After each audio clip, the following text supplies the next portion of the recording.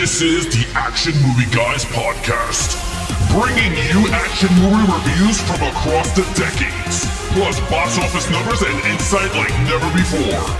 And now, your hosts of the Action Movie Guys podcast, Alex and Nate. Welcome everyone to a brand new episode of the Action Movie Guys podcast. I'm your host, Alex Figueroa. My co-host is Nate from Netflix Reviews. Welcome to episode 87. Now, this is the fourth installment into the Mummy franchise. This is The Scorpion King from 2002, starring Dwayne "Rock" Johnson. Nate, how long has it been since you've seen The Scorpion King? Oh, God. So I didn't see this in the theaters. My first time ever seeing it was when I bought it on DVD in like 2003, maybe. And I watched it in 2003, loved it, haven't watched it since then. So 18 years, roughly, since I've seen it. Yeah, look, for me, this is a first-time watch. I'd never seen this movie. Yeah, it's weird. I skipped by this. At the time, I did not like rock movies. Because I was like, hey, he's a wrestler. Well, this was like his first leading role. Yeah, so I wasn't into it. But let's see my thoughts once we get into this movie. But for those of you out there that are listening to us or watching us on YouTube, we got a routine here that we go through. We do some box office numbers, some Rotten Tomatoes, and then right into some movie reviews. So we're going to start it off with the box office numbers for the 2002 hit, The Scorpion King, starring Dwayne "Rock" Johnson. Starting off with the domestic, $91 million, international, $89 million, on a worldwide total of $180 million, on a budget of $60 million. Hey, yeah. Look, not bad. Not bad at all. You know what? Maybe, you know what I think it was, to be honest? The budget to film ratio. The guy who directed this, a director named Chuck Russell, he comes from, so he directed Nightmare on Elm Street 3, Dream Warriors, which is like most people's favorite one. Oh, yeah. Majority. He directed the Blob remake in the 80s. He directed The Mask with Jim Carrey. He directed Eraser with Arnold Schwarzenegger. So he had a nice track record of movies that had a lot of effects, but probably weren't the big budgets. So I think that might have helped them, help the studio. They picked the right guy for the job. Yeah, but look, let's just see what the critics and the audience have to say with these Rotten Tomato scores. Yeah, let's see if the critics think they picked the right man for the job or if they screwed up. So, okay, critics. This one comes in at a 41%. So not great. But if you look at the franchise as a whole, that's only 6% less than The Mummy Returns. And it's 29% more than The Mummy 3. So it's the third highest rated by the critics, but audience is not crazy about it. It has a 38%. So they're in the same range. This is not a beloved classic early 2000s movie by these accounts, but whatever. Yeah, look, for those of you out there, we're going to throw out those scores. And now we're going to give you guys our scores and review on The Scorpion King from 2002, starting off with the lead character, Scorpion King himself, Dwayne "Rock" Johnson. Nate, take it away with lead character. All right, so check it out. Little precursor. I saw this when I was 16. Like I said, I was a huge wrestling fan, and The Rock was my guy. I was a big fan of The Rock, the wrestler. And so when the movie came out, I was like, oh, that's like my favorite wrestler going right now. And he's in a movie? Loved this movie. I loved this movie, I said. Loved it when I was 16. This is my first time seeing it. So I was like, I didn't even know what to expect. All I remember is The Rock is in it. Now, lead character. He was not Dwayne Johnson yet. He was The Rock at this point. Still, No, you're good. Because now he is Dwayne The Rock Johnson. But in 2002, he was just The Rock. Nobody knew his name was Dwayne. So I gave him a 3. And I'll tell you why. Full disclosure, I am a huge fan of The Rock still. Like, I like Dwayne Johnson as a person. I follow him on Instagram. I love him. He's super charismatic. And I like his movies in general. I like him in movies. But this was his first leading role. He didn't talk in The Mummy Returns. If you remember, all he did was yell some Egyptian words. And that was it. He was a little green, if you know what I mean. He was still kind of learning how to act. This is far from his best performance. To me, his real breakout would come, I think, maybe in his next movie, The Rundown. I love The Rundown. In that, he was already better. This wasn't great. The character is not what I thought it was. If you watch The Mummy Returns and then you watch this, you know what I mean? Like, it's not the same character. And I don't mean the PS2 graphics version. I mean the beginning battle scene where he's like awesome. He's not that he's not awesome in this, but he's not that. This is a prequel to The Mummy Returns. So I don't know. He was The Rock. He looked great. He looked the part 100%. Had the build. I like him as a warrior guy, but it's not his best role. He had enough charisma to carry me through, but not enough to really impress me. So I'm going to give him the nice middle of the road 3. All right, look, today I'm Nasty Nate, okay? Ooh, okay. Today I'm Nasty Nate. Evil Nate. Evil Nate is back, and it just went inside me like the Scorpion King. Evil I called on to the gods of Evil Nate. I gave him a 2, and the reason why, it was just like, it felt so cartoony. Yeah. Like, he was very cartoony. And I'm sorry, I know I like The Rock too. I thought as a wrestler, he's a god to everybody, right? He's good with the mic, he's good with the wrestling. That is totally different when you go behind the cameras in the movie. Yeah. That shit goes right out the window. But in this movie, my man is straight cartoon, like Conan the Barbarian cartoon. This dude shot an arrow and shot the guy through a hut. I was like, there is no way in hell. Yeah, like, it was just so comical, and it reminded me of like old Arnold Schwarzenegger action movies. Like, remember when, like, I think it's Commando, when he lifts the damn Porsche over? He flips the car? Yeah, he flips the car over, and you're like, what the hell? Or he's holding the guy with one leg off a cliff, and then he just lets him go. Like, stuff like that. And it was just very cartoony, and especially, like, we love The Mummies, right? Like, that we liked it because of the way the story is. Like, this didn't feel like that. Like that, like I thought that when I was watching this, I thought we were gonna get that style of writing with the Rock, right? And we did not get that, and I felt so weird. Like, yeah, it was just bad acting. And again, I'm starting to like him now. He grew as an actor the older he got, and we're gonna be reviewing the next episode. It's gonna be San Andreas, which we're gonna be talking about. And you see him progress. So, like, in this one, he's the Pebble, and then he becomes the Rock in terms of acting. No, this one, he's the Rock, and then he becomes the Boulder. Yeah, there you go. Yeah, he becomes a Boulder because, like, I did not like him here in acting. Sure. Like, I did not like him. I thought that he's good in the action sequences. You could tell he did his stunts. Yeah. Because the physical stuff is a piece of cake. Yeah. I thought it was very cartoony. I'm not going to drag it out. I just gave him a 2. But let's get into main villain. All right, so main villain. I forget his name. It was Mem something. It was something with an M. Look, he is a solid villain. He's a solid villain, to be, in my opinion. He's a very solid villain. If you look at this kind of movie, I'm glad you said it because I was going to say it later, but this so reminded me of a Conan the Barbarian movie, but PG-13, right? Like, it's not R-rated, but it's in that vein. It feels like an 80s fantasy movie, kind of more than anything. So, and it could be the choice of director. Like I said, started off in the 80s. I don't know, but I like the villain. For one, out of all the movies we've been watching, he's the first one in a while that can fight for himself. He matches the Scorpion King as a character. He's in the beginning story, they're talking about how he's like the deadliest swordsman on earth. Great. So he'll actually fight for once. You know what I mean? And he's a person who's in charge of people, but also fights his own fights, right? He doesn't just rely on everyone else to fight for him, which I always like in a villain. Get out there, fight for yourself. And he pretty much beats up the Scorpion King until, it's one of those fights where the Rock almost wins by, not luck, but by the skin of his teeth. You know what I mean? It's not a dominant fight by any means. If anything, it's dominant for the villain until the very end. Right. Here's my issue. This actor's not good. If they would have had a better actor in the role, I probably would have gave it a higher score, to be honest, because I don't think there's a big problem with the villain. The motives are there. He's got the witch. He wants to take over everything. He's got a fortune teller lady who knows if they're going to win the battle. He fights. I liked him. The actor's so bland. He's so bland, and he has no charisma. He brings the score down a bit. I gave the villain a 3.5. I actually liked him better than The Rock in this movie. So I'm going to give him a 3.5. Yeah, look, the actor's name is Steve Brand, and you're right, because he is Steve Bland. Steve Bland! Yeah, Steve Bland. Stephen Bland, that's his name. Yep. His name is weird, because it's like a Thundercats bad guy name. Its name is Mumnon. Memnon. That's what it is. Yeah, Memnon. Yeah, but to me it sounds like Mum-Ra from Thundercats. King Num Num. Num. King Shark. This was the original. Yeah, it's the original King Shark.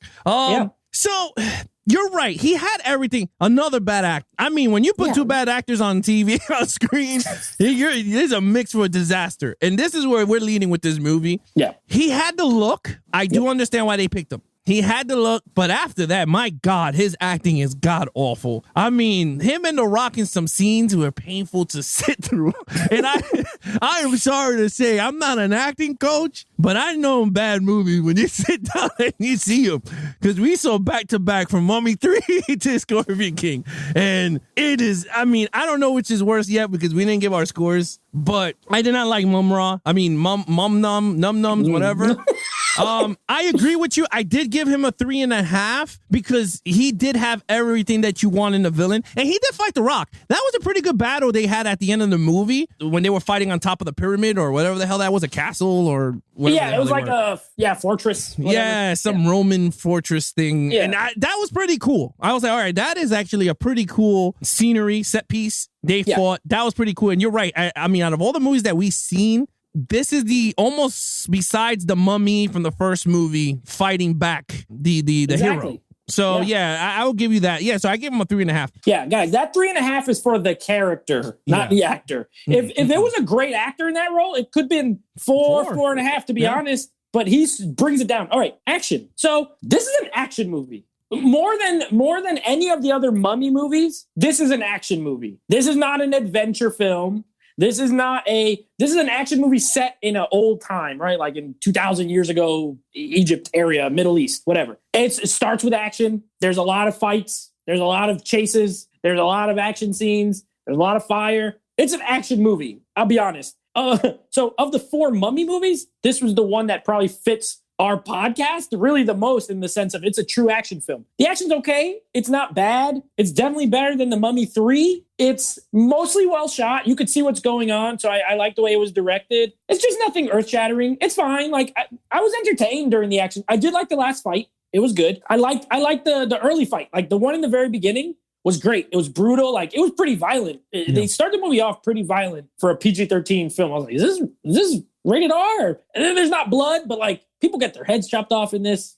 People get hit with arrows and swords and sliced. And so I gave it this is another one where I gave it a 3.5. I couldn't bring myself to give anything in this movie a 4, but I didn't want to totally disrespect it. And the action's solid. So I gave it a 3.5. One thing you said that I actually agree with you on is this did have the most actions out of the 3 movies that we've seen. Yeah. But out of the 3 actions, this one I felt was way cartoonier than the other movies, right? Like if you see Mummy 1 and 2, those felt like a real, like a real movie, right? This one felt very cartoony. And then The Rock spinning his sword every time he kills someone, he's like, which I was laughing. I cannot stop laughing. You know, the actions were pretty good. I mean, there was memorable action scene. I mean, when he put himself on a catapult and shot himself through a window. That was awesome. You got it. I thought that was hilarious, to be honest with you. I mean, that was funny when he landed into the women's room and they all took stole his weapons. Yeah, I thought that was pretty. There was scenes that, not like I said, it's not as a memorable movie for those of you, but there was a lot of scenes that you go, okay, this is actually a fun. Like when he fought Daniel Duncan. Oh, Michael Clark Duncan. Yeah, when they were fighting each other, I mean, he's not a good swordsman, but it is what it was for that time, right? He's a big the best actor in this movie. Yeah, he was the only good actor in this movie. I agree. I gave him a 3.5. In terms of action, I'm not going to deduct points because honestly, you're right. This did have a lot of action. Even the beginning when his brother got killed, which I felt bad for him, right? Like, you're like, holy crap. But yeah, all right, storyline. 2. This is the worst part of the worst part of the whole movie. This is the worst part of the whole movie is the storyline. And it's just because it's so thin. Like, this is like one of those movies that's a script where it's like a little bit of like a couple of pages of dialogue. And the rest is just the action scenes. You know what I mean? It's very thin. The plot is that the Scorpion King is hired by this clan to kill this guy who's killing everybody. He gets betrayed, so he steals their witch, and he tries to get revenge. That's pretty much it. Like, there's not anything else to it. It's very small scale for this franchise, right? Like, all these other movies have these big budgets, very epic in scale. Yeah. Maybe not 3. Well, 3 tried, but it's just terrible. But this one is way more small scale. It also had the lowest budget, which it makes a lot of sense when you think about it. That being said, it's not a great script. The dialogue is absolutely corny. It is like nothing that is spoken in this movie is like believable. It's all very cornball. It reminds me of an 80s movie. Like there's a lot of 80s movies like this. And, you know, people have nostalgia for 80s movies and that's cool. And so, a lot of them are better, but this has that feel. And it took but it's like the wrong elements from the 80s movies and put it in their movie, you know? So it's a 2. I've seen worse. It's not like god awful, but it has enough to get you from the start of the movie till the end of the movie. And that's it. 2. You know, I'm going to go straight off the bat. I gave it a 1. This is not a good storyline. I'm sorry. Okay. I was not. Honestly, I watched it to watch. I mean, we watched it because of the reviewing. To be honest with you, there was nothing in the movie that kept me wanting to see more. Like I was just watching it just so we could get to the review of this movie. But there was nothing for me to care about. Like it was just like it was a weird movie. Like it was just a corny ass 2002 movie. Like it was just a bad movie, like written bad. And what's crazy is that I was like reading up on this. This script was written by the guy who wrote The Mummy 1. Yeah, Stephen Sommers was a writer and a producer. Yeah. And I'm like, what the hell happened to you, bro? Like the first 2 Mummies are good. I mean, I know you didn't like the second one, but they were good compared to this one. And this one just fell flat. Like a total 360 in character and storyline and whatever. I just felt so, like, you're right. So it looked like he was just in his 80s mood when he wrote this damn thing. Because the horror is, some lines are so bad that I was just like, wow, why did they keep this line? And I don't know, man. Even in the beginning when he with the chandelier and he cut the chandelier, he goes, you missed. And then he yanked the dude and then went up his butt and then he went out. Oh, God. I was like, this is so bad. That was a bad scene in the beginning anyway. Yeah. But yeah, I gave it a 1. What's your overall? Fair. So here's the thing about it. This movie, for me, falls into that very special category of watchable crap. It's not good. It's not good. But I can very easily sit through it. It's 90 minutes. It's not 2 hours. Like The Mummy 2 is also watchable crap to me, but it's 2 hours. This is only 90 minutes. It's even shorter. I'm in and out. I make a sandwich. By the time I'm done eating my sandwich and my chips, the movie's over. Wow, it's over. So I have a good time with it, and I don't disagree with anything you say. It is poorly written. The acting's not good, but there's this certain charm to the badness to me. You know how some of those movies just hit you like, this ain't good, but something about it, I'm having a good time. Yeah. That's a Scorpion King. It's one of those that, you know, I could make a list. So no, I don't think it's great. And this is not a full-on recommendation for everybody to see it. You may not like it. I gave it a 3. It's a 6 out of 10 for me. I don't hate this movie. I think I find it entertaining for a lot of the wrong reasons, but entertaining nonetheless. I was never bored. I didn't want to turn it off. I wasn't angry. I didn't want to snap my remote. I was just like, hey, this movie's on. Kelly Hu was in it. She's pretty. That guy was annoying. The other guy, I hated the guy who follows him around when they get safe from the ants. But yeah, I don't hate this movie, but so I gave it a 3. Yeah, I don't know what I'm drinking tonight. It got to be some Nate hate drink. Because the hate juice, because you know what? I gave this thing a 1.